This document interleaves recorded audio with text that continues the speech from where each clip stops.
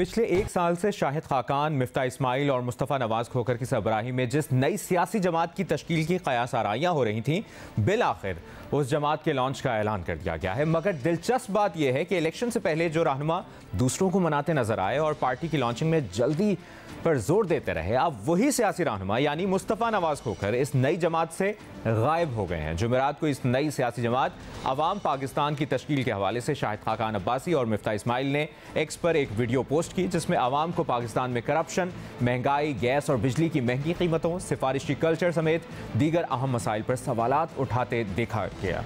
और अब ये इतलात हैं कि इस नई पार्टी की बाकायदा लॉन्चिंग तकरीब 6 या 7 जुलाई को इस्लामाबाद में होगी, जिसके लिए 17 अरकान पर मुश्तमिल एक ऑर्गेनाइजिंग कमेटी भी तश्कील दी गई है। लेकिन अहम बात यह है कि शाहिद खाकान अब्बासी और मिफ्ता इस्माइल के करीबी साथी और नई पार्टी की तश्कील के लिए सबसे ज्यादा वोकल नजर आने वाले रहनुमा मुस्तफ़ा नवाज खोखर, जो एक साल से ज्यादा अरसे से री इमेजिन पाकिस्तान के नाम से पाकिस्तान की गवर्नेंस और डेमोक्रेसी के मसाइल पर सेमिनार्स का इनेकाद कर रहे थे, वो अब पार्टी की लॉन्चिंग पर नई पार्टी में नहीं है, जिसकी वजह उन्होंने एक हफ्ते पहले कुछ ऐसे बताई। मैंने तो अभी फिलहाल ये फैसला किया है और मैंने आपको प्रोग्राम के शुरू में भी बताया कि मेरा जो मुकदमा था दोस्तों के सामने वो यही था कि अभी जल्दबाजी नहीं करनी चाहिए। तो वो जुलाई में अनाउंस करने जा रहे हैं। मैं फिलहाल उनके साथ इसमें शामिल नहीं हूँगा। थोड़ा सा इंतज़ार करना चाहिए और ये जो तूफ़ान गुजर रहे हैं इस वक्त मुल्क की सियासत में, इन तूफ़ानों के थमने का इंतज़ार करना चाहिए। मुस्तफ़ा नवाज खोखर ने फिलहाल इस नई सियासी जमात में शामिल ना होने का फैसला किया है, यानी अपनी अपनी जमात से नाराज होकर री इमेजिन पाकिस्तान के प्लेटफॉर्म पर इकट्ठे होने वाले रहनुमा अब आपस में नाराज नजर आ रहे हैं। दिलचस्प बात यह है कि मुस्तफ़ा नवाज खोखर ने फिलहाल पार्टी में शामिल ना होने की वजह बताते हुए कहा कि उन्हें अपने इंतखाबी हल्के से ये मशवरा मिला है कि ये दिन नई पार्टी के लॉन्च के लिए ठीक नहीं है। और उन्होंने ये भी कहा कि शाहिद खाकान और मिफ्ता इस्माइल पार्टी के क़याम में जल्दबाजी का मुजाहरा कर रहे हैं। लेकिन अहम बात यह है कि ये मुस्तफ़ा नवाज खोखर ही थे जो पिछले एक साल के दौरान पार्टी के क़याम के लिए सबसे ज्यादा आवाज उठाते रहे। पार्टी लॉन्च कर रहे हैं, एक गुंजाइश हम समझते हैं मौजूद है, उस पे ऊपर मुशावरत जारी है और अगर हम किसी एक नतीजे पर पहुंच गए। मुशावरत से क्या मुराद है? हम सारे इत्तेफाक कर रहे हैं लेकिन लोगों को नहीं बताएंगे। नहीं, कायल करने की कोशिश कर रहे हैं कुछ दोस्तों को। शाहिद साहब कायल हुआ? असल सवाल आजकल मार्केट में यही चल रहा है। असल तो शाहिद साहब का ही कायल होना है। कोई कह देता है कि जी कि ये अभी मौका नहीं है, तो मैं फिर कहता हूं कि जनाब मौका कब है। फिर कोई कह देता है कि ये तो अब जल्दबाजी कर रहे हैं, मैं कहता हूं अच्छा फिर और वक्त, ये जिस वक्त से हम गुजर रहे हैं, क्या इससे खतरनाक कर्ब वाला वक्त कोई आ सकता है? हम क्या तवक्को रखें कि आप कब तक अपनी पार्टी जो है वो बना सकेंगे?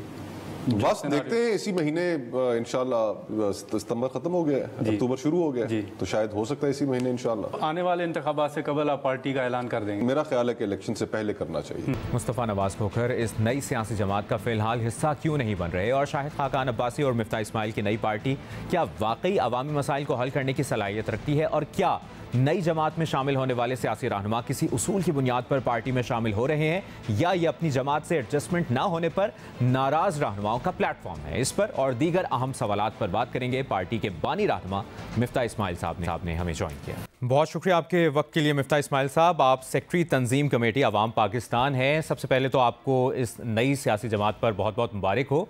लेकिन आप तो 3 रहनुमाओं ने एक साथ ये सफ़र शुरू किया था। मुस्तफ़ा नवाज खोखर कहाँ गए? वो तो आपके साथ थ्रू आउट इस सफ़र में शरीक रहे, लेकिन इस अहम मौके पर वो आपसे कुछ फासला इख्तियार कर गए हैं। और आप क्या समझते हैं उनके पार्टी में शामिल होने की क्या वजह है, क्यों नहीं शामिल हुए वो? शुक्रिया मुबशर साहब। देखिए, जब हमने ये पार्टी री इमेजिनिंग पाकिस्तान का प्लेटफॉर्म लॉन्च किया तो उस वक्त भी लोग कहते थे कि आप सियासी पार्टी बना रहे हैं। हमने कहा नहीं, हम सियासी पार्टी नहीं बना रहे, हम सियासी बात कर रहे हैं लोगों से। और हमने शहर शहर जाके पाकिस्तान में लोगों से बात की और ख़ास तौर पर लोगों की बात सुनी। और उसके बाद एक वक्त ऐसा था जो मुस्तफ़ा भाई कह रहे थे कि पार्टी बनाओ इलेक्शन से पहले, लेकिन शायद अब्बासी साहब समझते थे कि इलेक्शन से पहले इतना वक्त नहीं है कि हम पार्टी ऑर्गेनाइज़ कर सकेंगे जल्दी में। और हमको कोई पीछे से गैबी मदद तो थी नहीं कि हम एक दिन में पार्टी रजिस्ट्रेशन हो जाए, दूसरे दिन लोग मिल जाएं। हमको तो खुद करना था सब चीज़ें, तो हम नहीं कर पाए। अब इलेक्शंस हो गए तो मुस्तफ़ा भाई का अभी ख्याल है कि इस वक्त जो है वो सियासी मैदान में उतरना ठीक नहीं है, कुछ अरसा और रुक जाएं। जबकि शाहिद भाई और मैं सोच रहे हैं कि सियासी मैदान में अब उतर जाना चाहिए, क्योंकि हमको कुछ वक्त लगेगा, 1-8 साल लगेगा पार्टी को ऑर्गेनाइज़ करने में, 1-2 साल लगेंगे। तो इंशाल्लाह 2-3 साल में जब लोकल बॉडीज़ के इलेक्शंस होते हैं तब तक हम उसके लिए तैयार हो जाएं। तो मुस्तफ़ा भाई बिल्कुल नाराज़ नहीं है, ना हमारी फॉर दैट मैटर ना हमारी मुस्लिम लीग से कोई नाराज़गी है। हमारी सोच मुख्तलिफ मुस्लिम लीग से लेकिन मिफ्ता इस्माइल साहब, मुस्तफ़ा नवाज़ खोखर के लिए शाहिद खाकान अब्बासी के लिए वो रुक गए थे, उन्होंने एग्री कर लिया था कि थोड़ा सा लेट कर लेते हैं, लेकिन शाहिद खाकान अब्बासी भी थोड़ा इंतज़ार कर लेते, उन्होंने इंतज़ार ही नहीं किया। और वो जो कह रहे हैं मुस्तफ़ा नवाज़ खोखर साहब के जल्दबाजी नहीं करनी चाहिए थी, थोड़ा सा वेट कर लेते आप लोग। नहीं, अगर हमें आइडिया होता कि जैसे 15 दिन, महीना दिन, 2 महीना लेट करना होता तो ज़ाहिर है रुक जाते। मुस्तफ़ा मेरा भाई है, छोटा भाई है मेरा, और हम कोई एक दूसरे से नाराज़ नहीं है। अभी एक दूसरे के घर में आना जाना है, खाना साथ खाना है। लेकिन ये कि अभी मुस्तफ़ा भाई का इस वक्त जो है वो इरादा नहीं बन रहा था। तो वो तो तूफ़ानों के थमने के इंतज़ार की बात कर रहे हैं, कौन से तूफ़ान थे जिनके थमने का वो इंतज़ार कर रहे थे? और थोड़ा सा आप भी इधर से कोऑपरेट कर लेते, सपोर्ट कर लेते, ताकि मिल के आप तीनों एक प्लेटफॉर्म पर नज़र आते। मेरे भाई हम सियासी लोग हैं, हम Mustafa is like a brother to me and to Shahid भाई। मुस्तफ़ा अगर थोड़ी देर से आना चाहता है तो थोड़ी देर से भी आ जाएगा, इसमें क्या बड़ी बात है। हम अपनी ऑर्गेनाइजिंग तो शुरू कर देना, मतलब हमें गिलगित से लेकर कराची तक पाकिस्तान के अंदर ये पार्टी को लेकर जाना है। इसकी ऑर्गेनाइजेशनल वो करनी है, डिस्ट्रिक्ट्स हैं, डिवीजन्स हैं, यूनियन काउंसिलें हैं, कहाँ तो आपको लगता है मुस्तफ़ा नवाज़ खोखर आ जाएंगे, ज्वाइन कर लेंगे आपको जल्द? मुझे लगता है, मुझे अल्लाह की ज़ात से उम्मीद है जी। या ऐसा तो नहीं है कि ये सिर्फ नाराज़गी, या फिर वो किसी मेन स्ट्रीम पार्टी से ही सियासत करने में दिलचस्पी रखते हैं? शिर भाई आप पता नहीं क्यों बार बार नाराजगी, ना मुस्तफ़ा ने कभी नाराजगी का कहा है ना मैंने कहा है, कोई नाराजगी नहीं है। लेकिन सर आप हर जगह नजर आते थे ना, वो तो सेमिनार्स करते थे, जगह जगह नजर आते थे, और अचानक वो जब सामने नहीं आए तो हम सबके ज़हनों में सवाल तो फिर पैदा होना है ना। लेकिन हमने तो काफ़ी अर्से पहले से मुस्तफ़ा ने कहा हुआ है कि मैं नहीं अभी समझता कि वक्त आ गया है। मैं समझता हूँ और शाहिद भाई समझते हैं, और बहुत सारे ऐसे हमारे साथ लोग हैं। ज़फ़र मिर्ज़ा साहब हमारे साथ हैं, खालिद डॉक्टर तारिक बनूरी साहब हमारे साथ हैं, मेहताब अब्बासी साहब हमारे साथ हैं, जावेद अब्बासी साहब हैं, ज़हीम कादरी साहब हैं, राना ज़ाहिद तौसीफ़ हैं, शेख सलाउद्दीन हैं, मुइज़ जाफ़री साहब हैं, तो और बहुत सारी हमारे यंग लोग हमारे साथ हैं। तो हम बहुत सारे लोग समझते हैं जिसको भी कभी आना है वो तो पार्टी में आ सकता है, पार्टी के दरवाजे तो खुले हैं हर वक्त। सही। अभी आपका आखिरी दफ़ा रब्ता कब हुआ है मुस्तफ़ा नवाज़ खोखर से?